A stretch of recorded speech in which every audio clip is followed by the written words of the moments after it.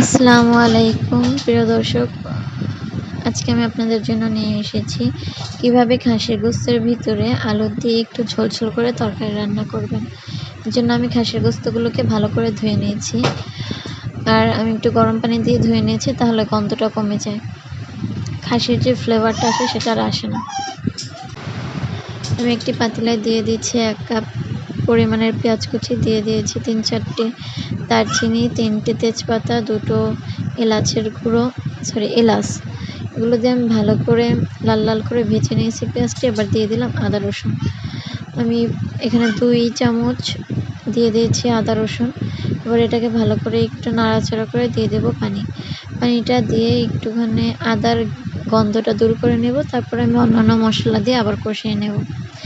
এই যে দেখুন, আমার আদাটা কষানো শেষ হয়ে গিয়েছে, আদা থেকে তেল ভেসে উঠেছে। এবার আমি দিয়ে দেব হলুদের গুঁড়ো, মরিচের গুঁড়ো, ধনিয়ার গুঁড়ো, গরম মশলার গুঁড়ো, পরিমাণ মতো লবণ দিয়ে আমি ভালো করে আবার মশলাটাকে পানি দিয়ে কষিয়ে নেব।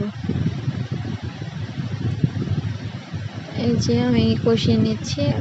মশলাটা আমার কষানো হয়ে গেলে তারপরে আমি এর ভিতরে দিয়ে দেব ধুয়ে রাখা গোস্তগুলোকে।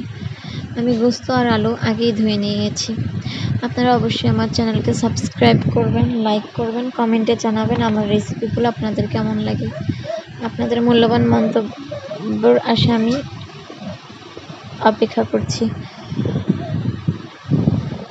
এই যে আমার মশলা কষানো শেষ, এবার আমি দিয়ে দিয়েছি খাসির গোস্তগুলোকে।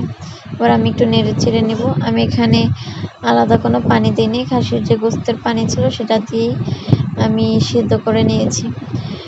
আমার গোস্তটা এখনও সিদ্ধ হয়নি পুরোপুরি, এর আগে আমি দিয়ে দিয়েছি আলুগুলোকে, কারণ যখন মাংসটা কষে যাবে তখন আলুটাও সাথে সাথে কষা হয়ে যাবে।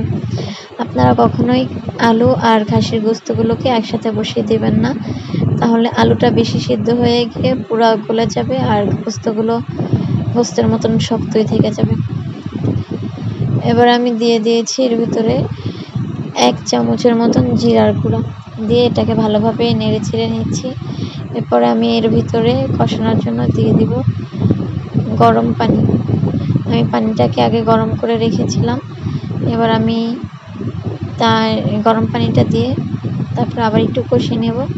তারপর আপনাদেরকে আমি ঝোল দিয়ে দেখিয়ে দেব।